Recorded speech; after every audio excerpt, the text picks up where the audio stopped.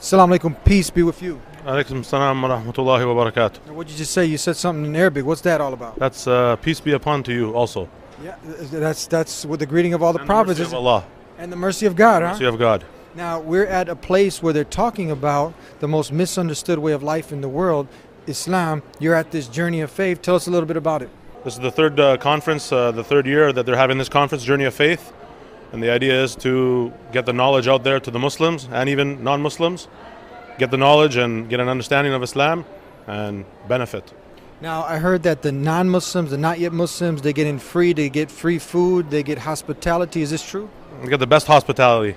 Even the speakers, like, it's even too much. Like, you get kind of embarrassed, you know what I mean? Catering to you, you need anything, you know, the best hospitality. I'm talking about more so for the not yet Muslims, for them. Muslims, yeah. Invited in to come and eat with the speakers if they have any questions, you know, any concerns or anything. Feeding them, you know, giving them snacks and refreshments, everything. Now be real with us. Tell us, did you hear any hate speech going on around here? No hate speeches, no. Just presenting Islam in the clear-cut way, the way that Islam is supposed to be presented, and inshallah. Now tell us, Yahya, can that be translated as Jacob in English? No, John. John or Yahya. Now, that was one of the prophets of God, wasn't it? One of the prophets of God, the son of Zechariah or Zacharias, and the cousin of Jesus, John the Baptist. That was one of the prophets of God. Now tell us, you weren't always a Muslim. A Muslim like Jesus, Moses, Abraham is one who consciously submits not to a man, to a monkey, but to the creator of the heavens and earth. You weren't always a Muslim. You were a Christian? Raised Roman Catholic and brought up as Roman Catholic. I started to even go to different churches and investigating and tried many of the churches and just couldn't find anything that I was looking for. Father, Son, Holy Ghost, Trinity, salvation, in the death of Jesus, God coming down, committing suicide. Is this something that you believed before? This is not what I believed before, and that's one of the reasons why I actually was attracted to Islam. And even when I found the Quran in English translation, I found Islam. I said, this is what I actually am about. Like, this is what I believe already. So you didn't believe in God being a man. Now, we love our brothers in humanity, and sharing is caring, so we just want to clear up the confusion, because many people are confused about this triune thing. And I've talked to many of the DDs, people who have gotten master's degrees in divinity, and they couldn't figure it out. Can you figure it out? There's something that, you know, you were able to put together with this whole Trinity thing? I couldn't figure it out, and like I said, I even used to read the Bible, like, you know, extremely concentrated on Jesus' words. I wasn't getting that Jesus was God. Jesus was part of the Godhead, even stuff like that. Jesus was a prophet. Jesus was a messenger of God, you know, saying that I and the Father, or the Father is greater than I. Things like that, like, you know. This is what I was reading. This is what I was getting. And when I found Islam, this is what I was all about already. Now, how did you stumble across Islam with all the other religions? Why didn't you become a Buddhist, a Sikh, a Hindu, a fire worshiper, idol worshiper? How did you come, or did you try these out? And what happened, and what led you to accept that there's only one God, there's no God but God, and Muhammad is the messenger? Actually, it was, some people would say probably kind of strange. Like, I didn't know any Arabs. I didn't know any Muslims. I didn't know anybody who was on this religion. I didn't even know there was an Islamic center in my city. I started reading the Quran one day. I found it in the library, the public library, started reading it. And I actually, started calling myself Muslim for about a year before I knew anybody, before I met anybody. And I said, this is what I already believed, like, before, about Jesus, about life, like, about how God is, who God is. Now, is your life easier now since you accepted Islam? Is it harder? Were there challenges? Life is, I think life is in general, like, life is a test. We know from the Quran, and we know from the religion that life is a test. This dunya is a test, this life.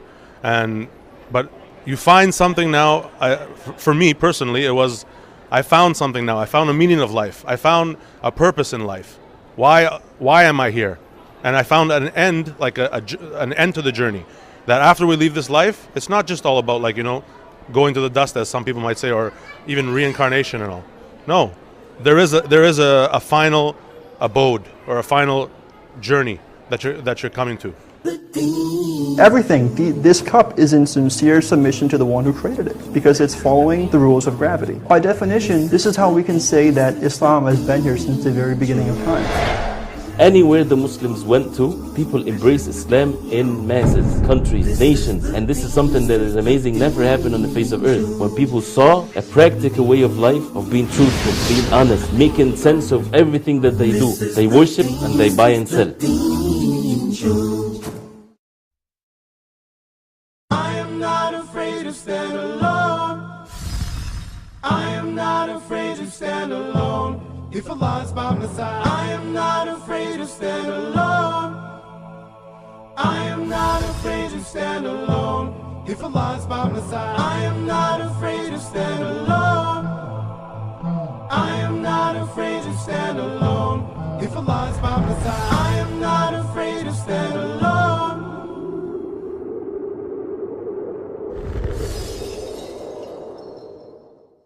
Now, some people don't know about the wonderful reverence that we have towards Jesus, peace be upon him. What do you believe about Jesus now as opposed to then? Mostly, I still believe the same thing that I believed about Jesus even when I was a non-Muslim. But now we have more respect, more reverence for Jesus as being the Messiah. Not the Son of God and, that God had a child, God had a son. But being the Messiah, being born of the Virgin Mary, right? Knowing that he's going to come back before the day of judgment, on the last day to this earth. He's going to come back again. Things like that. Now, tell us a few more questions. Tell us, it's very important. Some people think, you know what, Islam, it's an Arabic word. Islam is for the Arab. Allah is some moon god. What do you guys say about this? Islam means submission to God, compliance, obedience to God, only and only to God. Not to a man, not to a teacher, not to your forefathers, not to some culture, not to some group, and so on. But your obedience, your compliance, your submission is only to God, the one who created you. That's what Islam is all about. And Allah is your creator, your Lord, the one who provides for you, the sustainer of the universe, the sustainer of all of us. This is the one that deserves to be worshipped. He is the only one that deserves to be worshipped, revered, with that ultimate reverence and submission to. Does the religion, the way of life, the complete compliance with the laws of the creator of the heavens and the earth, Islam, to acquire that peace that everyone's yearning for by submitting to the owner of peace, the one God, now that you've implemented Islam, has it improved your behavior, your character? Are you kinder to your parents, kinder to your neighbors? What's been the outcome of it? There has been a change in I wasn't drastically like some way before, like a criminal and so on. Alhamdulillah, all praise to Allah. But there is a change whenever somebody accepts Islam sincerely for the sake of God, for the sake of Allah. There is a change in their life. They become more respectful of people, respectful of the creation, of human beings, of animals, of everything, more respectful.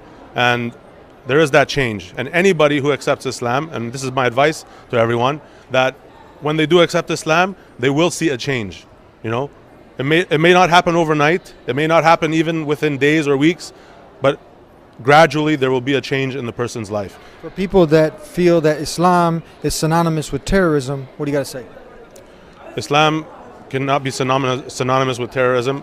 You have to go back to the religion, the Quran, the book that was revealed by God to the Prophet Muhammad, and you have to go back to the Sunnah and the way of the Prophet Muhammad and see how he behaved with non-Muslims, see how he behaved with the people in general, with everybody, and see it then after these actions of certain people, even if they have the name Muslim, does this coincide with what's in the Quran? Does this coincide with what the Prophet Muhammad, how he used to deal with the people?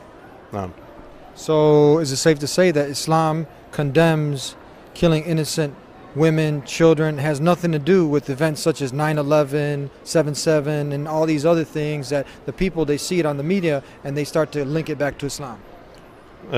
It's clear in the Quran, it's clear in the way of the Prophet Muhammad ﷺ, like I said, how he dealt with the people, and it's clear in the Quran of what you're allowed to do, what you're not allowed to do.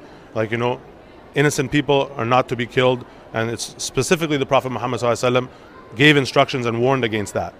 Now tell us, for the not yet Muslims, those who like what you have to say, they're also confused about the Trinity, about God becoming a man, and in no way are we trying to offend, hurt, or offend anybody, but we want to clear up the confusion. So they like what you have to say. Worship one God, do the good that he's told you to do, and you know what? But they're a little hesitant. You know what?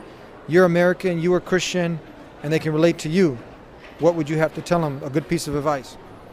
I would say look for the truth and be sincere with it first, open-minded, and don't pay attention to the media, don't pay attention to everything that's going on or everything that's being said. You know, look for yourself, go and search for yourself the truth. Go to the Quran, start reading, go to like some websites that, you know, go to the local Islamic center and ask. It's your right to ask, you know, like, what is this about? What does this mean? Is this in your book, or where does this come from? And seek the truth, and open-mindedly and sincerely. Thank you very much. We started with peace, we end with peace. Peace be with you. Salam alaikum. Alaykum salam wa rahmatullah. Barakallah feek. It means, may the blessing of Allah be upon you. And you too, brother. Thank you. Brother John, Brother Yahya. Thank you. Yeah. Thank you. And you got to hear it here on the Dean Show. If you want peace, go to the owner of peace. And that's the creator of the heavens and the earth, the one God. Submit to him, not his creation. Do all the good that he's told you to do. Don't worship a man or money or women or power. Don't succumb to that. Don't succumb to your lusts and desires. Submit yourself wholly to the one who created you and live a righteous life. We'll be back with more on the Dean Show. There'll always be someone that'll be there to say something negative, but at the same time there'll be someone there to say something positive also. Just hold on to the rope of Allah. Everything in this universe rely and need Allah subhanahu wa ta'ala. The Quran says don't kill women, don't kill children, don't kill the old people, don't attack the civilians. This is what the Prophet Muhammad told us. Ibn al-Qayyim rahimahullah said that the Prophet ﷺ never ever started a war against anybody.